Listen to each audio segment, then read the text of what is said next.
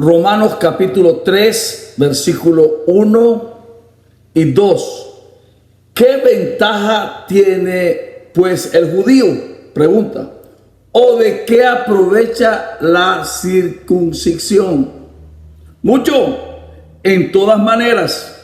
Primero, ciertamente que les ha sido confiada la palabra de Dios.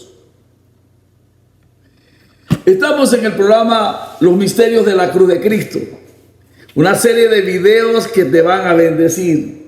Porque hoy los escenarios, las iglesias buscan lo espectacular. Estuve en una iglesia bien grande, inmensa. He tenido la oportunidad de estar en iglesia de 28,000 personas predicando. Pero no critico, pero estuve en una iglesia hace poco, no predicando, sino que quería ir a una iglesia a escuchar la palabra, una palabra certera, pero hubo un mundo de distracción. Un show bien lindo, de veras que, o sea, como, qué distracción tan óptima, tan excelente, tan buena. Me sentí muy feliz, pero no edificado.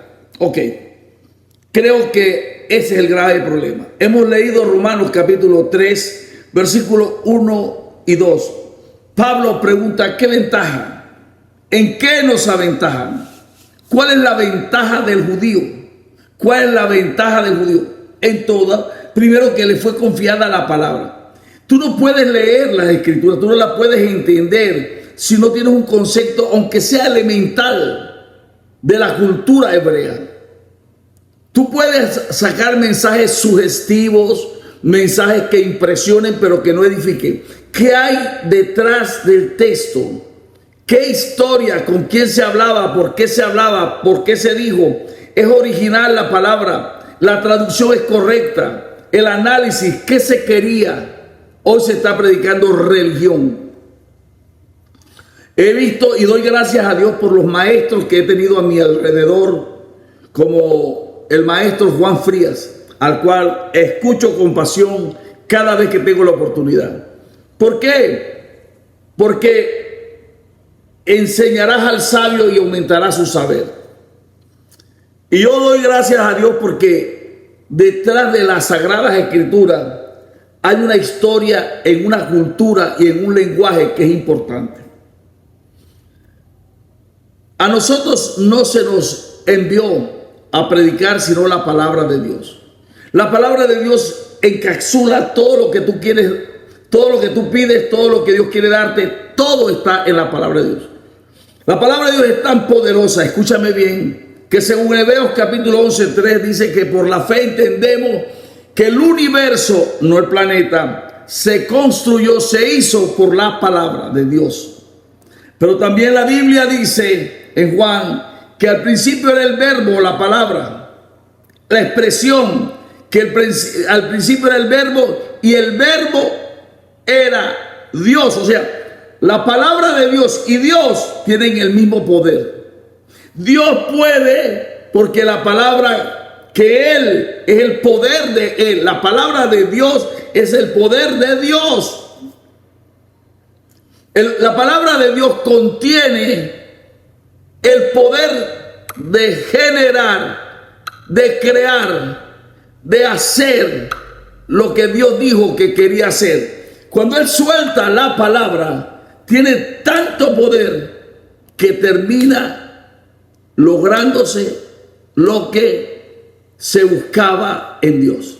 Por eso tenemos que volver a la palabra. Por eso las impresiones, tú puedes ir a unos shows bien elegantes, he estado en ellos, y buscamos vestirnos bien elegantes, a la moda. No es malo, pero ¿sabes qué es malo? Que el mensaje sea, primero, fuera de contexto. Segundo, no se está diciendo la verdad. Se está forzando a que la Biblia diga lo que el predicador quiere que la gente entienda, no lo que Dios mandó a decir. Los hermanos de Berea revisaban las Sagradas Escrituras para considerar si lo que decía el apóstol Pablo era real. Yo te invito y yo te invito a la congregación, estudien la gloriosa palabra de Dios, estudien la gloriosa palabra de Dios, mi pueblo, y no habla, dice, mis líderes, sino mi pueblo, que es el común denominador de la gente que está ahí. Mi pueblo fue destruido, fue desviado, fue enfriado, fue perdido porque le faltó conocimiento. ¿Por qué? Porque no tenían líderes que le daban conocimiento, sino entretención. Estoy hablando de los misterios de la cruz de Cristo. Si alguien lleva la cruz, debe llevar la palabra de Dios. Debe ser genuino en su mensaje. Yo me he equivocado y yo he aprendido de otros y he corregido. Tikkun, he rectificado. ¿Por qué? Porque dice, según Jesús, en Mateo 5, 17, 18 y 19, que si alguien hace trastabillar o no enseña correctamente la palabra, será llamado pequeño en el reino de los cielos. Y el que la cumple y la enseña correctamente será llamado grande en el reino de los cielos. Entonces, déjame decirte, deja de ser un enano espiritual y conviértete en un hombre de Dios. Lleva la cruz. Cuando leas la Biblia, léela creyendo, estúdiala, investiga, llama a las personas que saben un poco más que tú, averíguate de quién te puede ayudar y dile que te enseñe, que te ayude. Yo llamo a mis amigos, yo llamo a mis hermanos, a mis maestros y les hago averiguaciones para conocer con más profundidad la gloriosa palabra del Señor. No necesitamos que nos entretengan. Todo lo que se basa en un culto, todo lo que se genera un culto es con el sentido. Dos cosas son prioritarias en los mensajes de hoy. Que sigas asistiendo porque eres un número. Por eso salte del libro de los números y métete en el libro de los hechos. Ya no hay milagros. Entonces, todo no dejes de asistir. Tienes que asistir porque si no te sale el coco, te sale el diablo. 2, diezma, ofrenda, da primicia, aunque no lo entiendas, por favor hazlo, porque eso es lo que necesitamos. Jesús dijo, oiga bien esto, Jesús dijo en Mateo capítulo 23, 19, ciegos y necios, porque ¿quién es mayor? ¿La ofrenda o el altar que santifica la ofrenda? Y a mí que me importa el altar, a mí me importa la ofrenda. Por eso le damos más énfasis a la ofrenda que al altar. Que Dios te bendiga y que Dios te guarde. Recuerda, la ventaja que tiene el judío es la palabra, porque la palabra le fue confiada a ellos, ahora es a nosotros. Que Dios te bendiga, que Dios te guarde. Shalom.